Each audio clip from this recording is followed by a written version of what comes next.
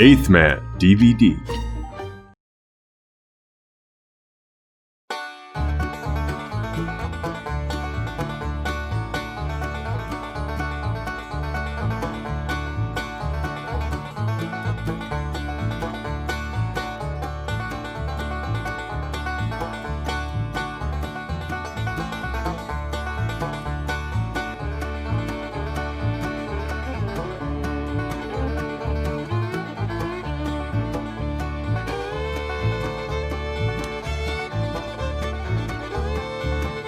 The Beverly Hillbillies.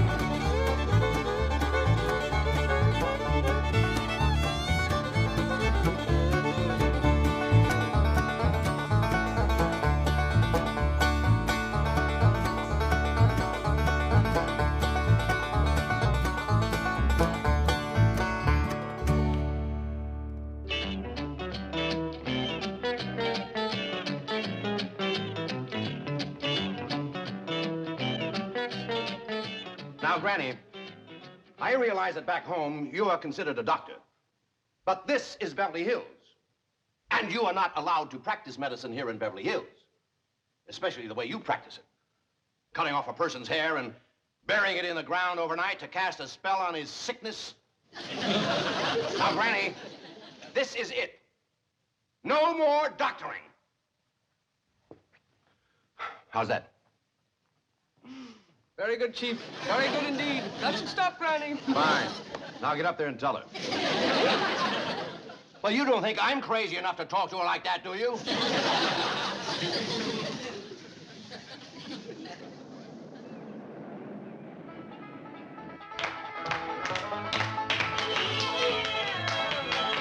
Just sit down. Go on, Benny.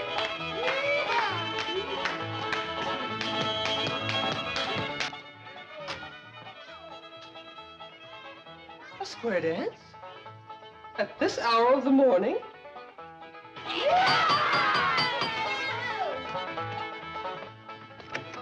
Howdy there, Miss Hathaway. Come in, come in. Howdy, Miss Hathaway.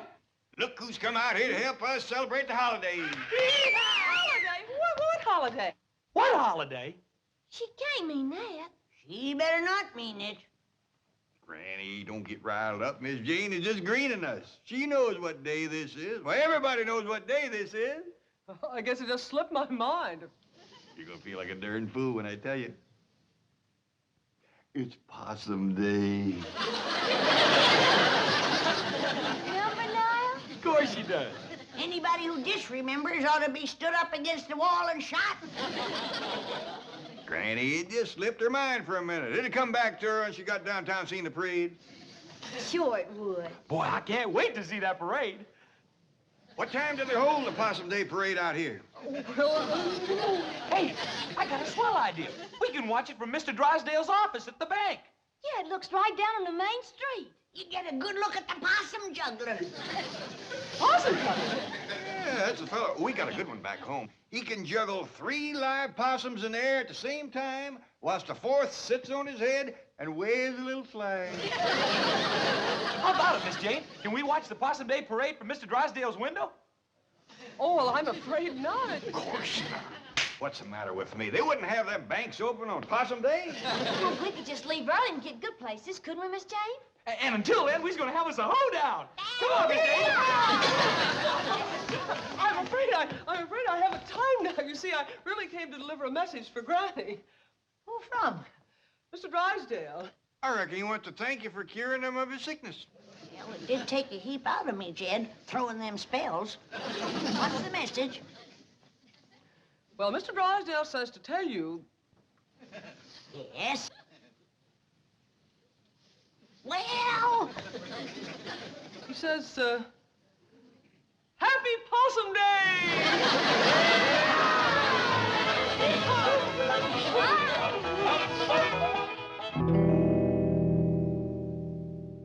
Roy, will you relax? What are you complaining about? She whacked off my hair, too, didn't she?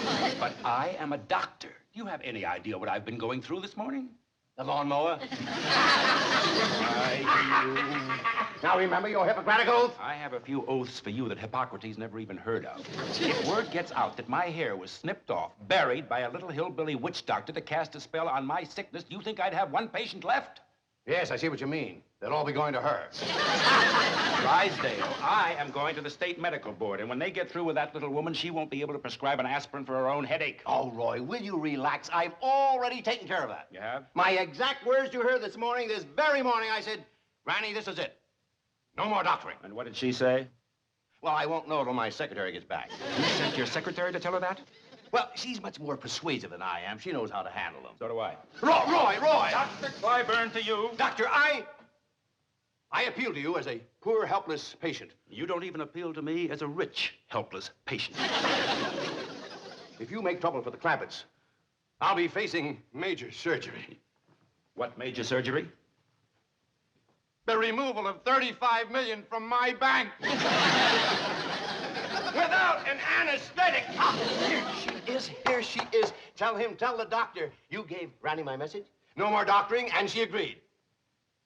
Well, you heard her. Now get back to your office and forget the whole thing. I want to hear exactly what you said to Granny, and what Granny said to you. Well, upon my arrival at the Clampett mansion, imagine my surprise to find them arrayed in their Sunday finery and having a square dance.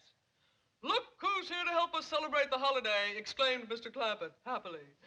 "What holiday?" I inquired, innocently. "Possum Day," he replied, earnestly. Well, you... Never mind the Tom Swift dialogue.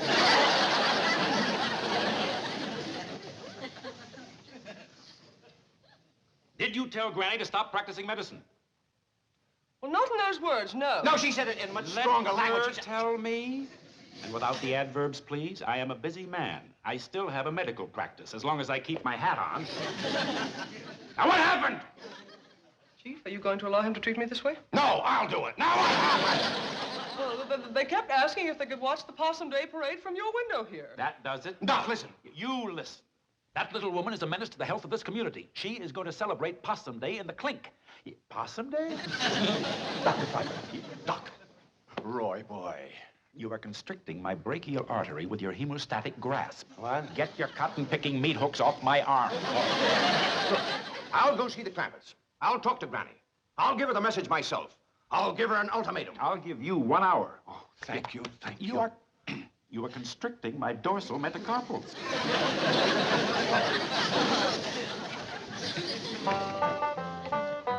What all you got in here, Granny? Oh, just a few victuals to nibble at the parade. Any baked possum? Of course not.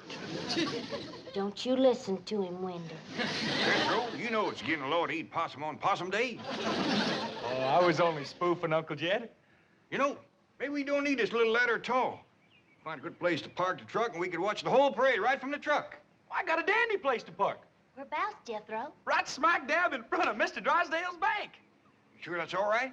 Well, sure, Uncle Jed. A policeman, he gave me a ticket and said it was for parking there. Doggies, that was mighty friendly of you. I hope you thanked him properly. I sure did, Granny. Why, he said he was just giving me a $5 ticket this time, but next time he's gonna give me a $10 ticket. Always remember that, Jethro. Folks appreciate politeness, especially in a young'un.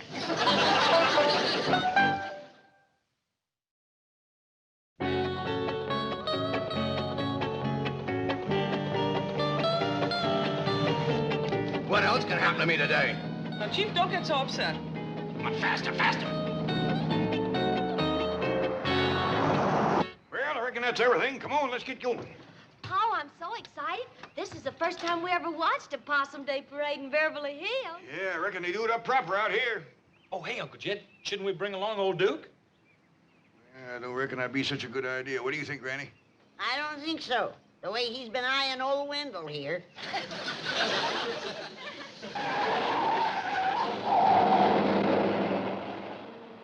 It's Miss Jane and Mr. Drysdale. I reckon they's gonna join us for the parade. Wait! Wait! Oh, thank goodness we caught you. Get in. Where are you going?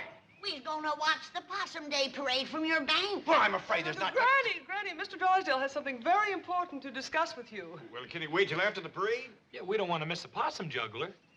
That's the best part of the parade. There isn't going to be... I believe the medical crisis can't wait, not even for 1 hour. Oh, yes. Granny, may I speak to you alone? Oh, yes, you go on inside. I'll be right in. Here we are. It's Doctor, and he wants to talk to me about, ain't it? That's right, Granny. No wonder he didn't want to talk out here. We ain't gonna be late for the parade, are we? No, Elly. But the morning's going fast. In all the history of Beverly Hills, there has never been a Possum Day parade in the morning. What's the trouble? Granny, I don't know exactly how to say this. I hope you won't be upset. Now, when you've been a doctor as long as I have, there's nothing you haven't heard. Say, Pet does look a little raggedy, doesn't it? You better come on out and let me whip you up a poultice for your head. No, please. No more medicine, especially not today. Mr. Drysdale, a doctor's duty never stops, even on Possum Day. Granny, that's what I'm here to talk to you about. You see, cutting off a person's hair and burying it in the ground to cast a spell is not the approved method of practicing medicine here in Beverly Hills. I don't like it myself, but not having the proper medicine, I had to make do with old-timey ways. But I got enough for a poultice for you. No, Granny, I'm sorry. Well, you'd like to have your hair back, wouldn't you? Well, not after it's been in the ground overnight, no. I mean to grow back. Oh, it will. It'll probably take a month or so. Not if I make you one of my hair-growing poultices. Granny, that's what I'm trying to tell you. You cannot do that anymore. Not out here. I can't, huh? Jed! Come in here! Oh, please, don't go back home. Don't leave Beverly Hills. We'll work out something. Yeah, Granny? Remember I whacked off Jed's hair clear across the back there? Yes? Show him what my hair-growing poultice did for you, Jed.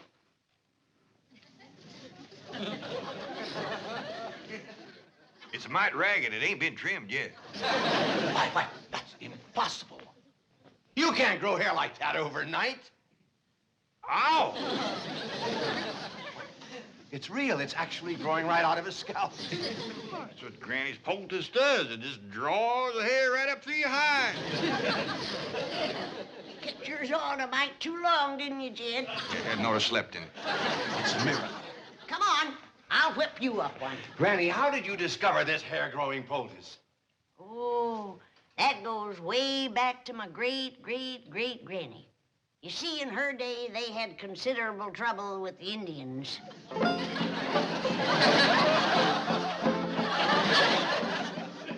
Mayor, Your Honor, it doesn't have to be a big parade. No, just a high school band, a few horses, a few banners. Mm-hmm. My secretary's looking for a possum juggler. He's a possum juggler. Yeah, he juggles 3 live possums are the same as... Hello? Is this the, Acme Theatrical Agency? Oh, fine. Well, we're looking for a possum juggler for a parade. You have a Clarence juggler. Not an actor. A possum juggler is one who juggles possums. Now, we would prefer one who can juggle at least 3 Hello?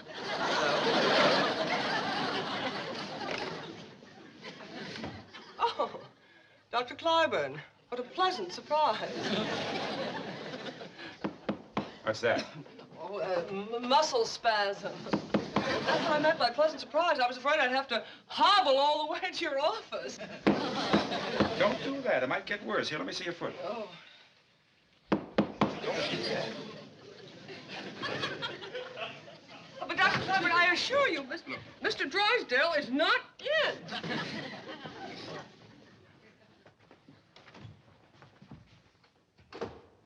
See? Told you. Not here. I wish I could stay out of my office. Have you any idea how it destroys the confidence of a patient to be examined by a doctor who keeps his hat on?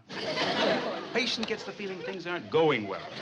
The doctor's ready to skip out of town. Well, Dr. Clyburn, everyone knows you're the finest doctor in Beverly Hills. Now, don't try flattery on me. Now, what about Granny? Oh, that wasn't flattery. I didn't say it was. I just said don't try it. Now, what about Granny? Did Milburn speak to her? Absolutely. I drove him there myself. Did he lay down the law, tell her no more doctoring, or did he chicken out as usual? Oh, Mr. Drysdale is not one to chicken out. He has an excellent war record. Yes, I've heard it.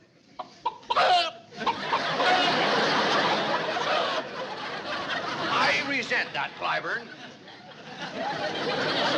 I'll have you know I was decorated. Yes, and I see you're still wearing it. What is that? What? Oh, this. Well, my head was cold. I presume that's why you were hiding under the desk? As a matter of fact, it is. Now, I'm busy. Get going. What about Granny? I took care of Granny. I want the truth. What shall I do, swear in my honor as a banker? No, I want the truth. You don't have to worry about Granny. Now, go back to your own office. I'm busy. Well, I am running late. But if I hear as much as one rumor about Granny... Oh, howdy there. Hey, thanks both here, Granny. Ain't this a stroke of luck?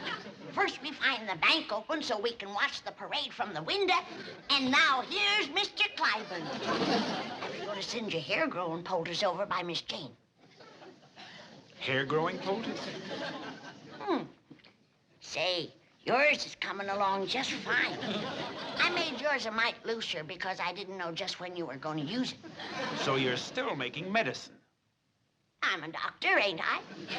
Better run along, Roy. Your patients are waiting. Oh, no. Oh, no. Oh, no. This is much more important. You heard him. Poultice him, Jethro. Yeah, Granny. Please, wait. No. Better fetch a towel or that man's gonna have an awful hairy forehead.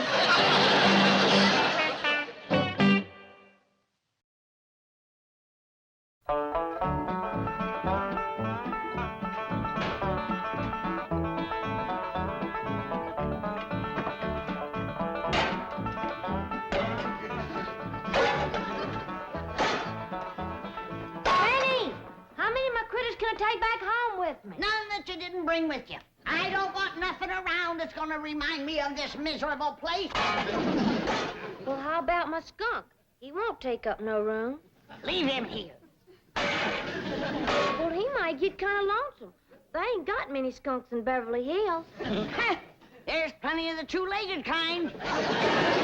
Like that ungrateful, good-for-nothing Clyburn feller. Say, Granny, it's coming on for nightfall. What you say we all get a good night's sleep and we start out for home first thing in the morning? I ain't spending one more night in this Beverly Hills, and that's that. I'm going back home, where folks appreciate you doctoring them back to health and poultice hair on their heads. That Clyburn fella was plumb ungrateful, was he? Downright nasty. Why, he's claiming that he wasn't even sick when he came here yesterday. He says that Jethro put him to bed against his will. Why, he's even claiming that he's Mr. Drysdale's doctor. You don't say. I cured them both. Now he's wanting all the credit. Granny, let him have the credit. It ain't that, Jed. But it's the meanness of the man. Why, he yanked my poultice off his head and throwed it out the window. Then he poked his finger in my face, and he says he's gonna get after me with a doctor's board. What's a doctor's board? I don't know, but it must be big. He says 4 doctors sat on it. That's when Jethro came in. Right, Jethro? Yes, sir, Uncle Jed. I said, you take a board to my granny, and I'll bust it over your head. I don't care how many doctors is sitting on it. Well, I reckon he was considerable provoked to see that. I was pretty provoked myself, waiting outside. Why, what happened to you? Well, as you know, this policeman gives Jethro here a ticket for parking in front of the bank. A $5 ticket. Well, when a policeman come by and tried to give me another ticket, I said, no, thank you, we already got one. It's all the same to you, I'll take the money. Well, he commenced to mean-mouthing me, and I said, now, hold on there. If that's the way you're going to be, we won't take your money or your ticket. What did he say to that? He asked me if I want to come down to the station with him, and I said, no, I don't want to miss a Possum Day parade. Well, what did he say to that? He said there wasn't no Possum Day. No Possum Day? That's what he said. These folks don't appreciate nothing out here. Jethro, you call Mr. Drysdale at his bank. And you tell him to send over your Uncle Jed's $35 million right away. We want to take it with us. Yes, Granny. And none of that paper stuff. We want real money, silver.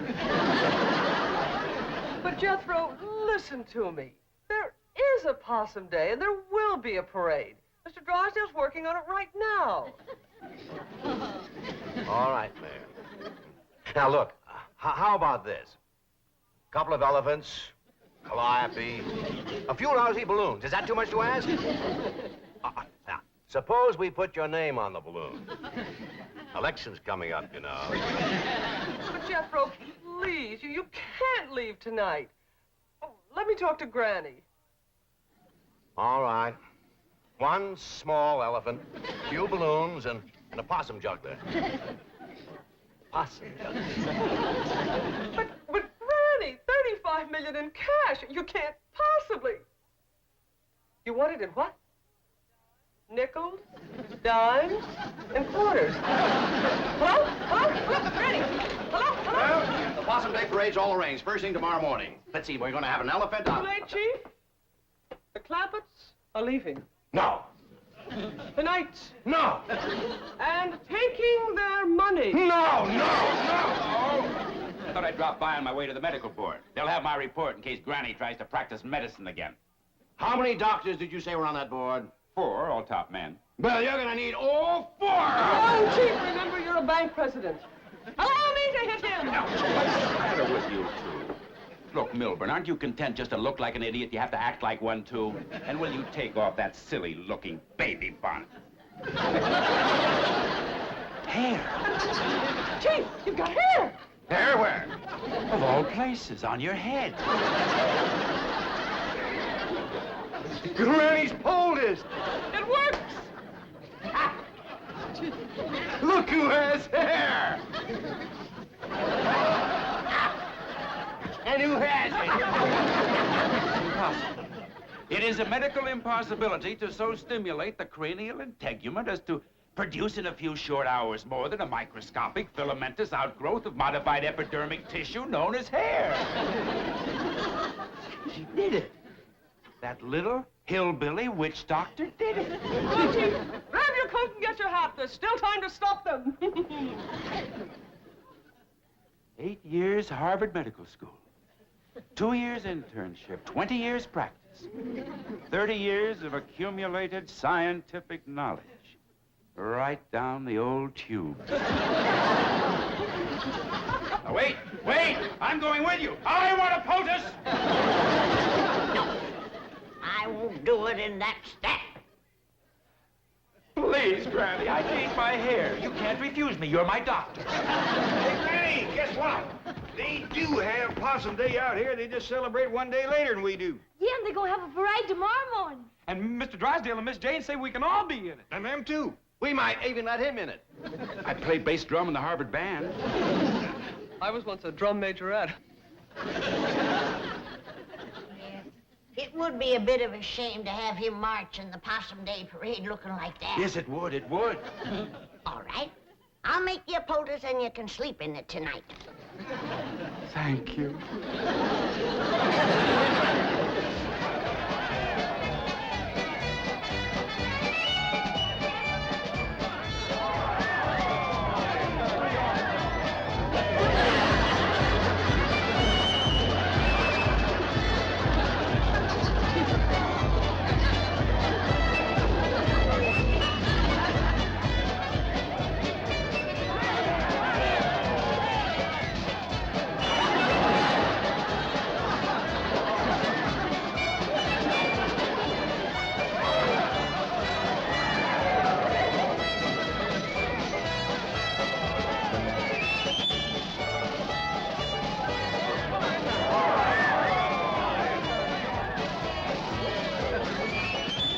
Dandy parade, ain't it, Granny? All except the possum juggler, sorriest I ever seen. Well, she's doing the best she can.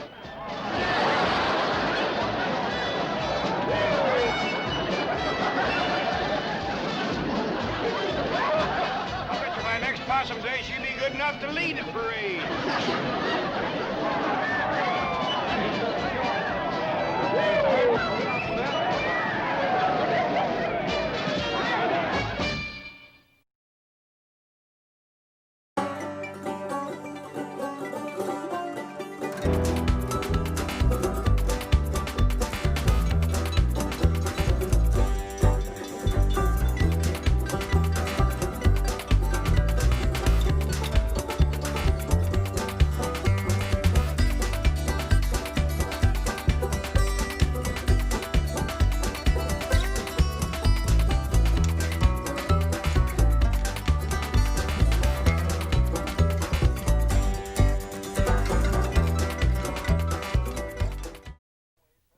This has been a Filmways presentation.